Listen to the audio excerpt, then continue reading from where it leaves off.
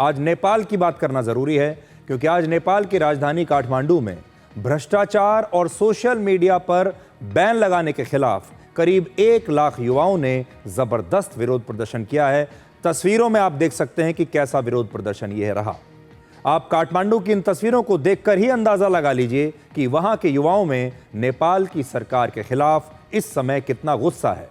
और इसे नेपाल की सरकार के खिलाफ जेन जी का आंदोलन कहा जा रहा है।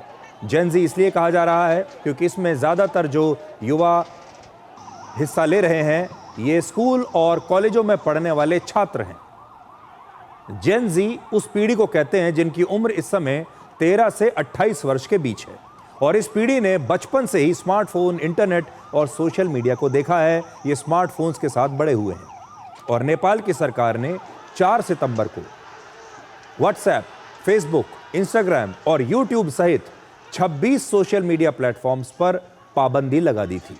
और इसी पाबंदी के खिलाफ आज काठमांडू में ये रैली की गई, और इसमें प्रदर्शनकारियों और नेपाल की पुलिस के बीच काफ़ी हिंसक झड़पें हुई हैं।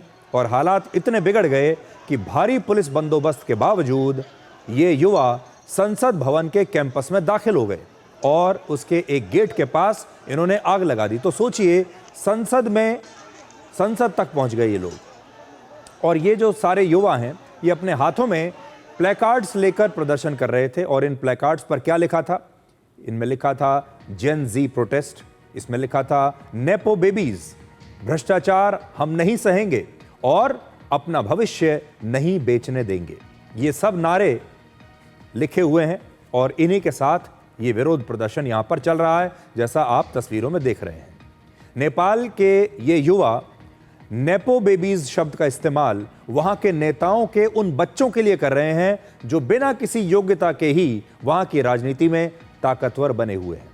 तो इसके बारे में हम आगे भी बात करेंगे। देखिए, नेपाल के जो युवा हैं वो जाग रहे हैं, और उनका जो बड़ा मुद्दा है वो ये है कि वहाँ बड़े बड़े नेताओं के बच्चे बिना किसी योग्यता के आगे बढ़ रहे हैं, और जो गरीब लोगों के बच्चे हैं, जो आम जनता के बच्चे हैं, उन्हें संघर्ष करना पड़ रहा है। हमारे देश में भी अगर आपने देखा होगा तो बहुत सारे ऐसे युवा हैं जो बड़े बड़े नेताओं के बच्चे होने की वजह से ही आज हमारे देश में अच्छे पदों पर हैं, अच्छी स्थिति में हैं। तो ये एक समानता है भारत और नेपाल के बीच। और पुलिस ने इन प्रदर्शनकारियों को रोकने के लिए आंसू गैस का प्रयोग किया, लाठी चार्ज किया, और यहाँ तक कि उनके ऊपर पानी की बौछार का भी इस्तेमाल किया। और पुलिस ने कई राउंड्स की फायरिंग की, जिसमें गोली लगने से 19 लोगों की मौत हो गई। इसके अलावा करीब 347 लोग घायल हुए हैं। और वहाँ हालात को कंट्रोल करने के लिए अब नेपाल की सेना को तैनात करना पड़ा है। और इस समय काठमांडू में राष्ट्रपति भवन, प्रधानमंत्री का आवास और संसद भवन सहित नेपाल के जो कुछ बड़े शहर हैं, महत्वपूर्ण शहर हैं, वहाँ पर भी कर्फ्यू लगा दिया गया है। और नेपाल के गृह मंत्री रमेश लेखक ने अब से थोड़ी ही देर पहले इस्तीफा दे दिया है। उन्होंने नेपाल के प्रधानमंत्री को अपना इस्तीफा सौंप दिया है। तो ये कितनी बड़ी घटना है कि वहाँ के होम मिनिस्टर को इस्तीफा दे देना पड़ा। आप सबसे पहले आज नेपाल से आई इन तस्वीरों को देखिए, जिसमें वहाँ के युवाओं का आक्रोश वहाँ की पुलिस और सरकार को एक बहुत बड़ी चुनौती दे रहा है।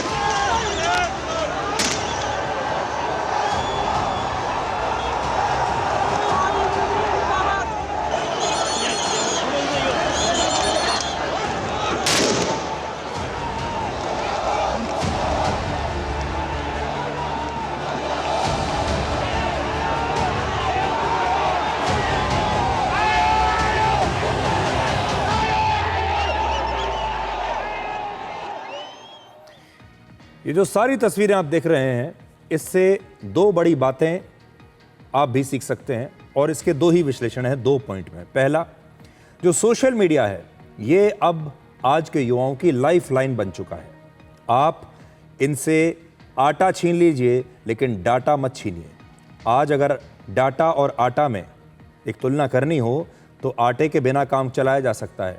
असली जो भोजन है युवाओं का वो अब आटा नहीं है बल्कि डेटा है।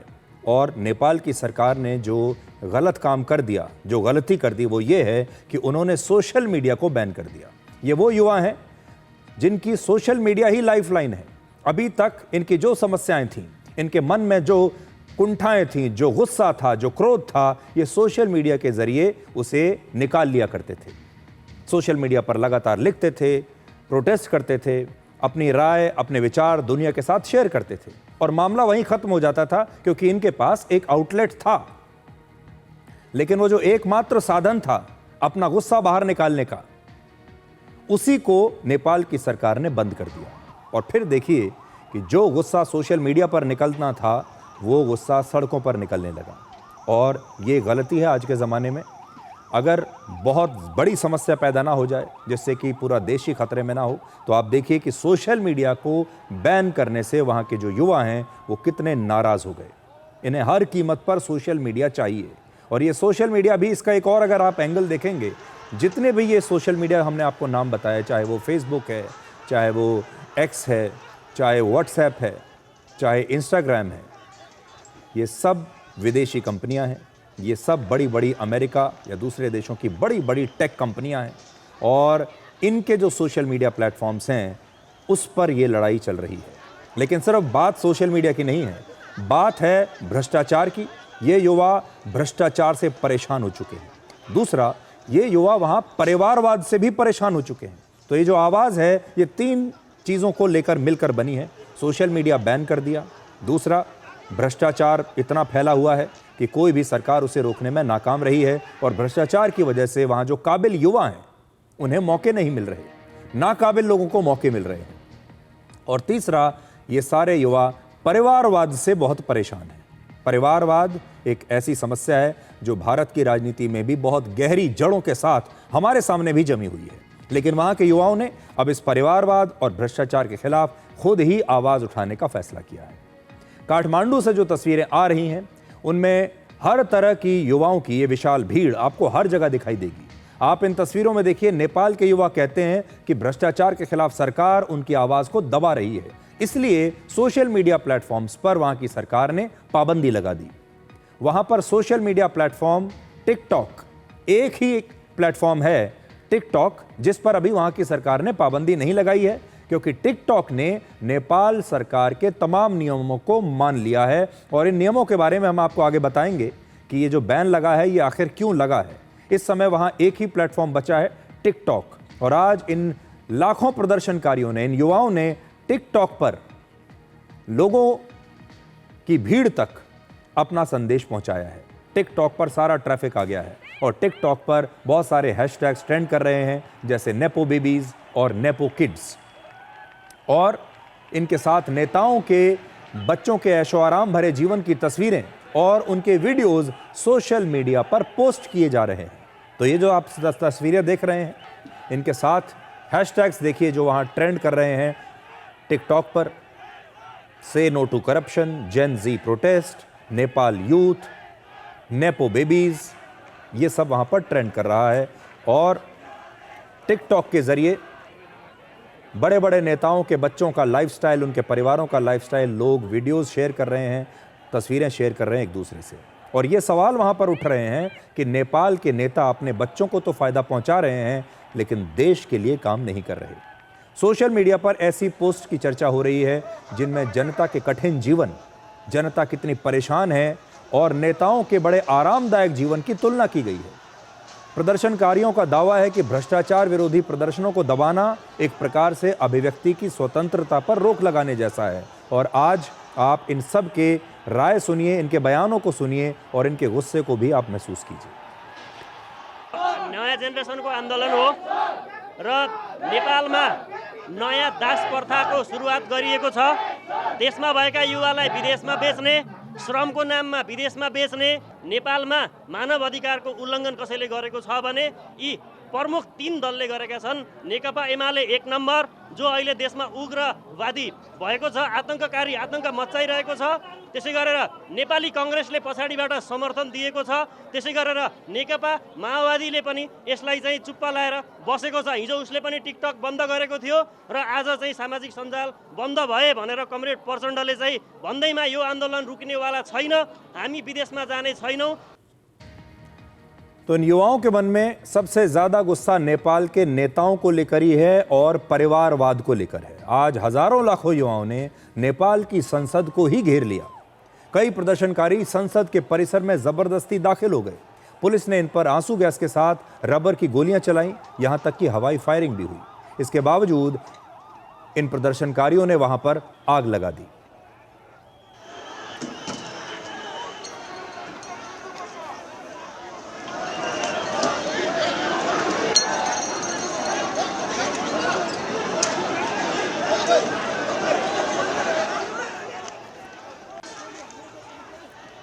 वर्ष 2008 में नेपाल के लोकतंत्र बनने के बाद से यह पहला मौका है जब वहां की संसद में इस तरह से प्रदर्शनकारी घुस गए हैं और उन्होंने वहां पर संसद में जाकर तोड़फोड़ की है। और इस गुस्से पर नेपाल के मीडिया ने वहां की सरकार को 2 बड़ी चेतावनी दी है।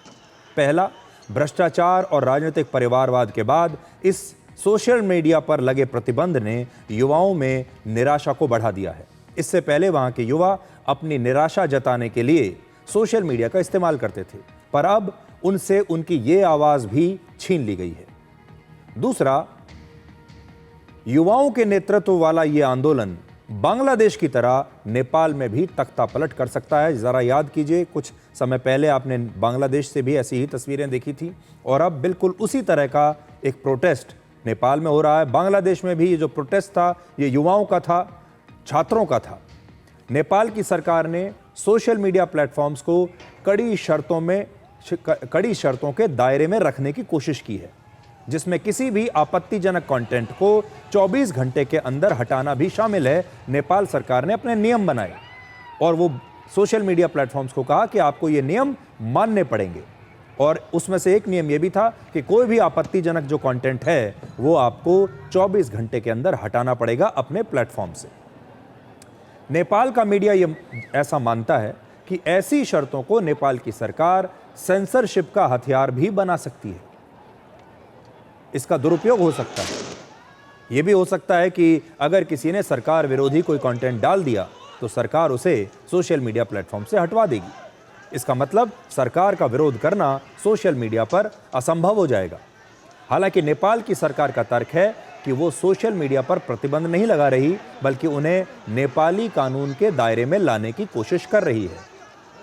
नेपाल के प्रधानमंत्री केपी शर्मा ओली ने कहा है कि युवाओं को भड़काया जा रहा है और इनके पीछे कोई ऐसी शक्ति है जो देश को अस्थिर करना चाहती है।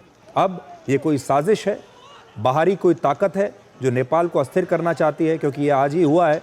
ये एक शोध का विषय है, जानकारियाँ आएंगी तो हम आप तक को बताएंगे। अभी ये कहना बड़ा मुश्किल है कि ये युवा, इनके पीछे कोई और भी है, कोई ताकत है, या ये युवाओं का अपना ही गुस्सा है। तो आज वहाँ के प्रधानमंत्री ने क्या कहा है, उनका बयान भी आप सुनिए।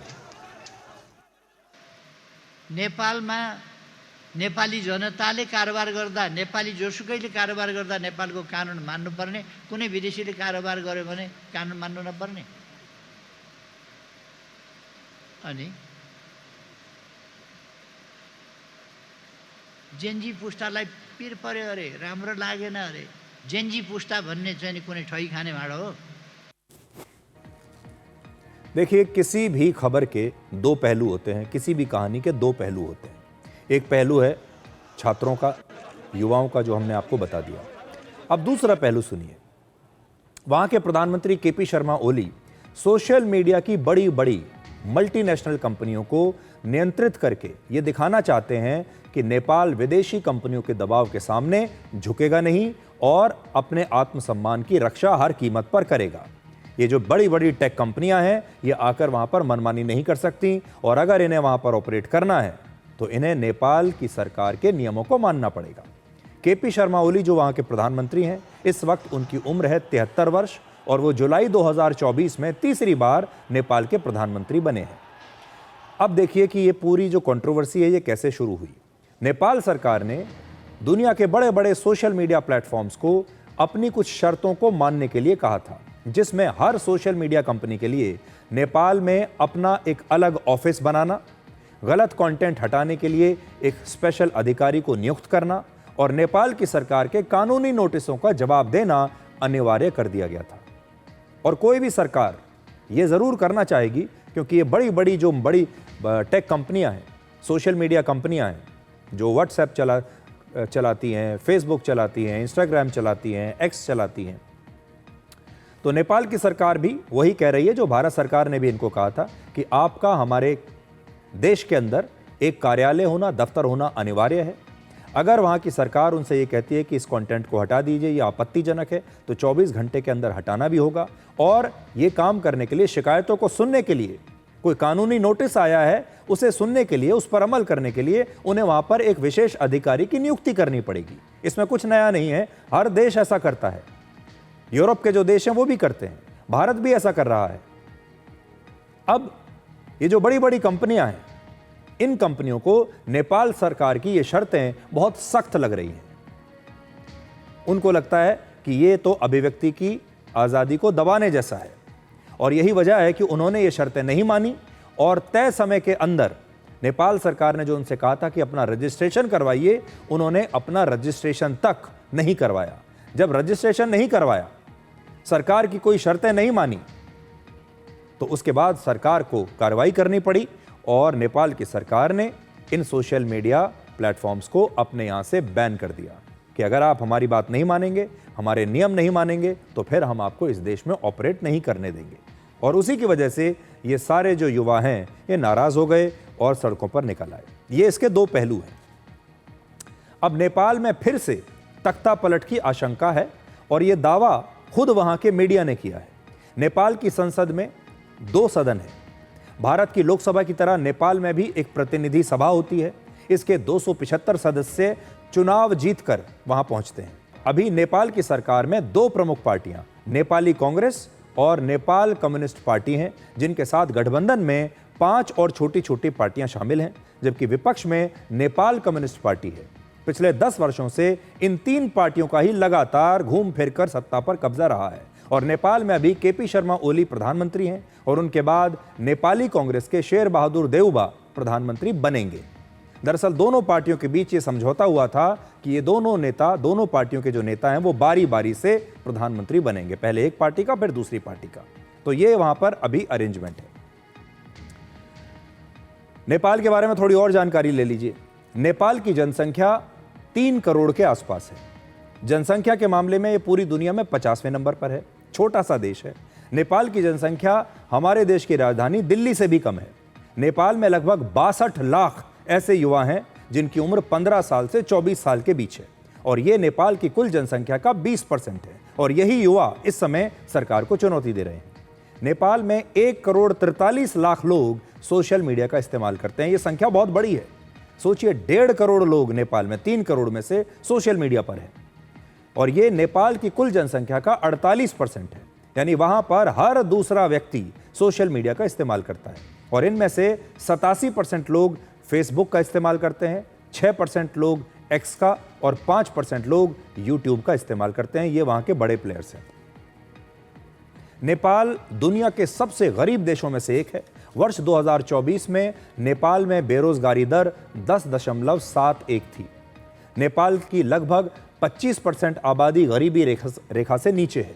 लगभग 77 लाख लोगों को हर रोज 42 रुपए से भी कम में अपना गुजारा करना होता है और नेपाल के करीब 10% बच्चे गंभीर कुपोषण के भी शिकार हैं। नेपाल की अर्थव्यवस्था पर्यटन, कृषि और काफी हद तक भारत पर निर्भर है। नेपाल में टूरिज्म चौथा सबसे बड़ा रोजगार देने वाला क्षेत्र है। सोशल मीडिया पर बैन लगने और राजनीतिक अस्थिरता की वजह से नेपाल में पर्यटन पर भी बहुत बुरा असर पड़ेगा। और कैसे पड़ेगा देखिए, वर्ष 2023 में लगभग 3,71,000 लोगों को टूरिज्म से ही रोजगार मिला था। नेपाल में बेरोजगारी बहुत ज्यादा है। जिसके कारण लाखों नेपाली लोग अब विदेशों में काम करने के लिए जाते हैं। और आज भारत में ही लगभग 80 लाख नेपाली काम करते हैं, जो अलग अलग सेक्टर्स में इस समय काम कर रहे हैं। तो 80 लाख नेपाल के लोग तो हमारे ही देश में। जो इस प्रकार की राजनीतिक अस्थिरता है, यह नेपाल में नई नहीं है। नेपाल में करीब 35 वर्षों से ऐसे ही राजनीतिक अस्थिरता चली आ रही है। नेपाल में गणतंत्र से पहले राजशाही थी, यानी राजा और रानी का जमाना था। राजा के शासन के खिलाफ और लोकतंत्र की स्थापना के लिए 90 के दशक में माओवादियों ने बहुत बड़ा एक मुहिम चलाई और उन्होंने हथियार उठाए। करीब 10 वर्षों तक नेपाल में गृह युद्ध चला और फिर वर्ष 2006 में एक शांति समझौता हुआ। इस समझौते के 2 साल के बाद यानी वर्ष 2008 में नेपाल में चुनाव कराए गए और इस चुनाव में माओवादियों की पार्टी चुनाव जीत गई। और इस तरह वर्ष 2008 में नेपाल में 240 साल पुरानी राजशाही का अंत हो गया। राजा राज परिवार का अंत हो गया, वो सत्ता से बाहर हो गए और एक चुनी हुई सरकार आई और नेपाल एक लोकतांत्रिक देश बन गया।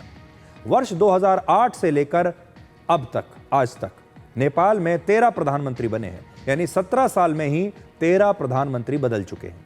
सबसे दिलचस्प बात यह है कि पिछले 17 वर्षों में नेपाल में किसी भी प्रधानमंत्री ने आज तक अपने 5 साल का कार्यकाल पूरा नहीं किया।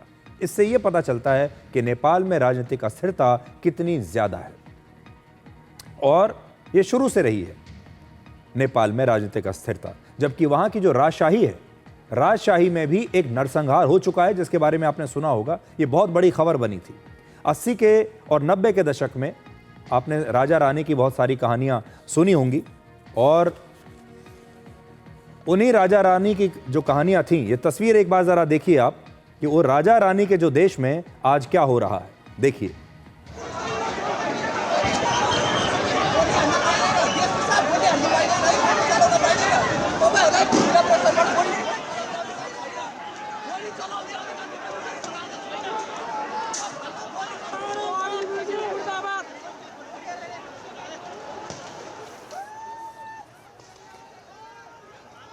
अब देखिए, वर्ष 2001 में वहां पर एक बहुत बड़ी घटना हुई थी, जब एक साथ राजशाही के राजा और रानी सहित एक ही परिवार के कई लोग एक साथ मार दिए गए थे। 1 जून 2001 को वहां के युवराज दीपेंद्र ने अपने माता पिता, अपनी बहन और भाई सहित राज परिवार के 8 लोगों की गोली मारकर हत्या कर दी थी और फिर खुद भी अपने आप को गोली मारकर आत्महत्या कर ली थी। ये वहां के राज परिवार का सबसे बड़ा हत्याकांड था। और इस तरह से कुछ ही घंटे में नेपाल की राजशाही के 9 लोग, नेपाल के राज परिवार के 9 सदस्य एक ही झटके में मारे गए। अब देखिए क्यों वो हमारे लिए बहुत महत्वपूर्ण है। नेपाल में जो कुछ हो रहा है उससे भारत का भी बहुत बड़ा सरोकार है। नेपाल के एक तरफ भारत है और नेपाल के दूसरी तरफ चीन है। हमारे देश के 5 राज्य बिहार, उत्तर प्रदेश, उत्तराखंड, सिक्किम और पश्चिम बंगाल की सीमा नेपाल से लगती है। ये नेपाल के नक्शे पर आप देख लीजिए। हमारे इतने सारे राज्यों के साथ नेपाल की सीमा लगी हुई है और इसीलिए नेपाल में जब भी कोई अस्थिरता होती है तो इसका सीधा असर भारत पर भी होता है। नेपाल में अस्थिरता की वजह से भारत और नेपाल बॉर्डर पर भारत के सीमा सुरक्षा बल और सशस्त्र सीमा बल ने अपनी चौकसी बढ़ा दी है। भारत और नेपाल के बीच 1751 किलोमीटर की बहुत लंबी सीमा है। 1700 किलोमीटर आप सोचिए। नेपाल में अस्थिरता बढ़ने से बॉर्डर से अवैध घुसपैठ हमारे यहाँ बढ़ जाती है। तस्करी और आतंकवादियों की घुसपैठ भी इसमें हो सकती है। और भारत में नेपाल के करीब 80 लाख लोग रहते हैं, जो मैंने आपको भी बताया। ये लोग सामान्य तौर पर सुरक्षा या फिर मजदूरी जैसे काम करते हैं, या तो गार्ड्स बनते हैं या मजदूरी करते हैं। नेपाल में अस्थिरता होने से नेपाल के लोग बड़ी संख्या में भारत में भी आ सकते हैं और भारत और नेपाल के बीच लगभग 72,558 करोड़ रुपए का कारोबार भी होता है। अगर नेपाल में अस्थिरता होती है तो इसका असर कारोबार पर भी पड़ सकता है। नेपाल में चीन अक्सर अपना प्रभाव बढ़ाने की कोशिशें करता रहता है। चीन अक्सर नेपाल से ये कहता रहता है कि आप भारत से मदद लेना बंद कीजिए, हमारे करीब आ जाइए, हम आपका ध्यान रखेंगे, भारत से दोस्ती खत्म कर दीजिए। और राजनीतिक अस्थिरता होने पर चीन इसका पूरा फायदा उठाकर नेपाल में अपना प्रभाव और बढ़ा सकता है और ऐसा होने पर भारत की सुरक्षा और विदेश नीति पर भी एक असर पड़ सकता है। भारत के लगभग सभी पड़ोसी देशों में पिछले वर्षों में राजनीतिक अस्थिरता ऐसे ही रही है। आप भारत के चारों तरफ अगर आप देखें, नेपाल में पिछले 17 साल में 13 प्रधानमंत्री बदल चुके हैं। नेपाल से पहले भारत के कई पड़ोसी देशों में तख्तापलट हो चुका है। बांग्लादेश में तख्तापलट हुआ है। श्रीलंका में आप देखिए कितनी बड़ी अस्थिरता अभी आई थी। पाकिस्तान में इस तरह के तख्तापलट और सत्ता परिवर्तन होते रहते हैं और म्यांमार में भी इस समय वहां की सेना का शासन है और लगातार सरकार बदलती रहती है।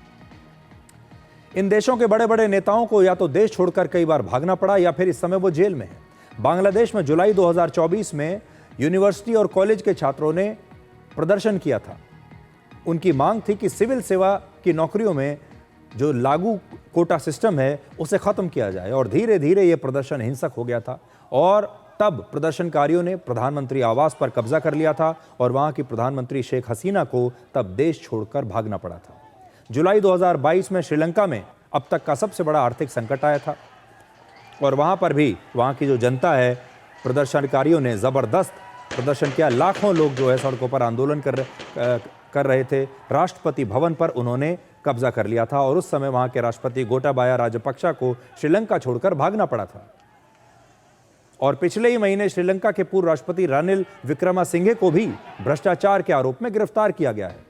पाकिस्तान में जब से वो आजाद हुआ है लगातार राजनीतिक अस्थिरता बनी हुई है।